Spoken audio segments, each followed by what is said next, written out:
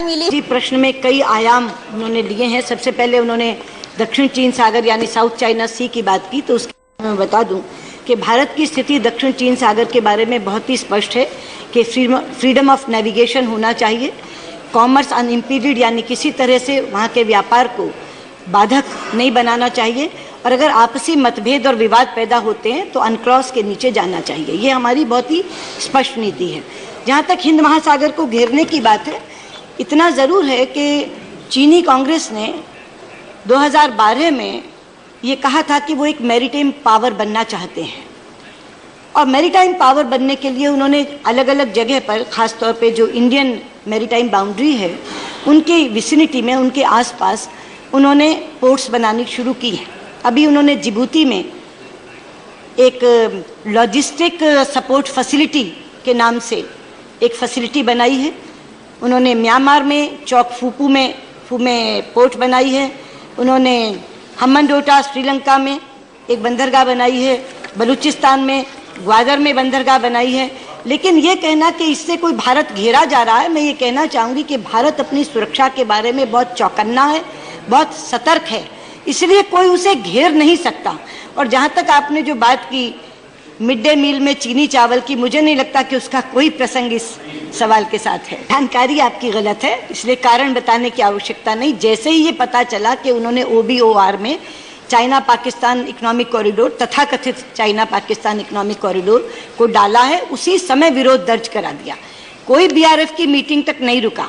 BRF की meeting में तो हम गए नहीं, वहाँ तो विरोध स्वरूप हम शामिल ही नहीं हुए, लेकिन हमने अपना विरोध बहुत पहले से, इसलिए आपकी जानकारी गलत है कि उसमें विलंब हुआ या विरोध हमने पहले से नहीं जताया। जैसे ही ये पता चला कि OBOR में CPEC वो डाल रहे हैं, और केवल हमने डायरेक्ट विरोध नहीं जताया, हमारे जितने मित्र देश थे उनको भी ये कहा कि हम इसके विरोध में हैं। सभापति जी, जहाँ तक मलाबार एक्सरसाइज का सवाल है, ऑस्ट्रेलिया ये चाह रहा था कि हम उसमें शामिल हों, लेकिन अभी जब उनके प्राइम मिनिस्टर टर्नबुल आए थे उस समय भी ये बात हुई, तो प्रधानमंत्री जी ने ये कहा कि हमारी बायलैटरल एक्सरसाइजेज भी चल रही हैं। पहले वो बायलैटरल एक्सरसाइजेज मैच्योरिटी तक, परिपक्वता तक पहुंच जाएं, उसके बाद हम इस बारे में बातचीत कर सकते हैं, लेकिन इसीलिए अभी ऑस्ट्रेलिया इस मालाबार एक्सरसाइज का अंग नहीं है। Thank you. यदि मैं केवल पड़ोसी देशों का नाम लूँ तो बांग्लादेश भी है, नेपाल है, भूटान है, म्यांमार है। थैंक का जवाब दे दूंगी जो नरेश जी ने कहा है। पहला तो जो पंचशील की बात की है, वो चल रहा था नहीं, वो चल रहा है। आज भी वो पंचशील का सिद्धांत चल रहा है। जो आपने कहा कि इसका कारण क्या है, मैं कारण के रूप में बता दूं सभापति जी। आप जानते हैं और सदन भी जानता है कि भारत और चीन की सीमा अभी तय होनी है। चीन और भूटान की सीमा भी अभी तय होनी है। दोनों के अपने अपने मैकेनिज्म्स हैं। हमारे यहाँ स्पेशल रिप्रेजेंटेटिव का प्रोविज़न है। पहले श्री शिवशंकर मेनन और अब आज के NSA अजीत डोवल हमारी ओर से स्पेशल रिप्रेजेंटेटिव हैं, और भूटान का अपना है, वहाँ K4 स्वयं ये एक मैकेनिज्म को चला रहे हैं। ये दोनों सार्वभौमिक देश हैं। भारत और चीन अपनी सीमा तय कर लेंगे, भूटान और चीन अपनी सीमा तय करेंगे। लेकिन एक जगह ऐसी है जिसे ट्राई जंक्शन पॉइंट कहते हैं, और उस ट्राई जंक्शन पॉइंट में ये सहमति है, रिटर्न में सहमति है।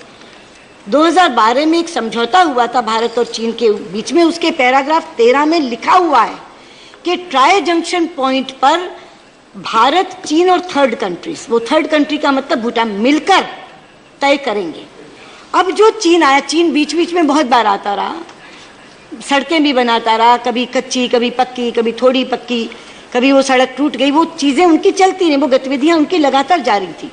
इस बार वो बुलडोज़र, एक्सकेवेटर्स ये लेकर के आए, और उनकी नीयत इस बार ये है कि वो ट्राई जंक्शन तक पहुंच जाएं, एक ऐसी जगह तक पहुंच जाए, क्योंकि बटांगला उसमें मेन जगह है जहां से वो ट्राई जंक्शन पहुंच जाता, कि वो वहां नीचे आ जाएं, जिससे यूनिलैटरली स्टेटस को उस ट्राई जंक्शन पॉइंट का खत्म हो जाए।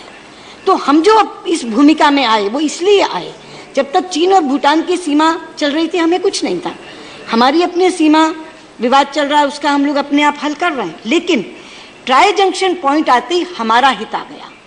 अगर चीन यूनिलैटरली उस ट्राई जंक्शन पॉइंट के स्टेटस को बदल देता है तो सीधे सीधे फिर हमारी सुरक्षा को चुनौती होती है। तो कारण ये है। जो आपका कहना कि मांग क्या है, मांग उनकी ये कि हम अपनी सेनाएं वहां से विड्रॉ। आप कहते हैं कि हम क्या चाहते हैं? हम ये चाहते हैं कि अगर संवाद चल रहा है कि भी अगर कोई बातचीत बैठकर करनी है तो दोनों अपनी अपनी सेनाएं हटाएं। तो कोई भी अनरीजनेबल बात भारत की तरफ से नहीं हो रही है।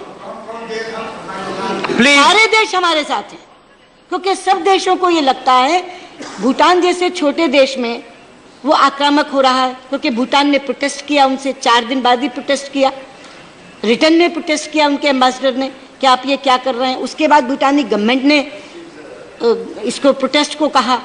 तो इसीलिए सारे के सारे देश ये समझ रहे हैं कि भारत ने जो अपना मत रखा है और जो पक्ष रखा है वो गलत नहीं है, न्याय हमारे पक्ष के साथ है, इसको सारे देश मान रहे हैं।